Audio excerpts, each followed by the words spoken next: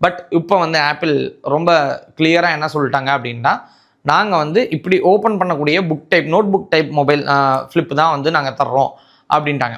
So அப்போ apple 18 வருது, apple 18 bro வருது, ஆப்பிள் 18 ப்ரோ மேக்ஸ் வருது, அண்ட் தென் ஃப்ளிப் மாடல் வருது.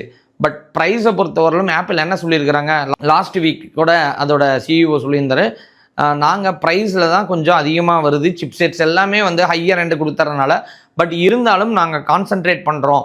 ஸோ கண்டிப்பாக அதே ப்ரைஸ், அதாவது சிமிலர் பையிங் ப்ரைஸ்க்கு ஈக்குவலண்ட்டாக நாங்கள் கொடுக்கணும்னு நினைக்கிறோம். கண்டிப்பாக அந்த மாதிரி தான் இருக்கும் அப்படின்ட்டு.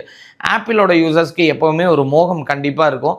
அந்த மோகம் எல்லாத்துக்குமே, அது ஆப்பிள் அது 18 வந்தாலும் சரி, 16 இருந்திருந்தாலும் சரி, இல்லை நாளைக்கு 19 வந்தாலும் சரி, கண்டிப்பாக அது மாறிக்கிட்டே தான் இருக்கும். ஸோ அதே மாதிரி இந்த தடவை ஆப்பிள் வந்து என்ன பண்ணியிருக்காங்கன்னா, ஏஐக்கு அதிகமான சப்போர்ட் வந்து கொடுக்குறதா சொல்லியிருக்கிறாங்க. எல்லா இடத்துலையும் ஏஐயோட அட்வான்டேஜஸ் அதிகமாக கொடுக்குற மாதிரி சொல்லியிருக்காங்க. ஸோ அப்போ அப்டேட் அப்படிங்கிறதுல கலர்லாம் நமக்கு எல்லாமே எக்ஸாக்டாக தெரிஞ்சிச்சு. சில சாஃப்ட்வேர் ஃபியூச்சர்ஸ் இன்னும் நமக்கு கிடைக்கும்போது அப்போவும் நான் உங்களுக்கு அப்டேட் தரேன். இருந்தாலும்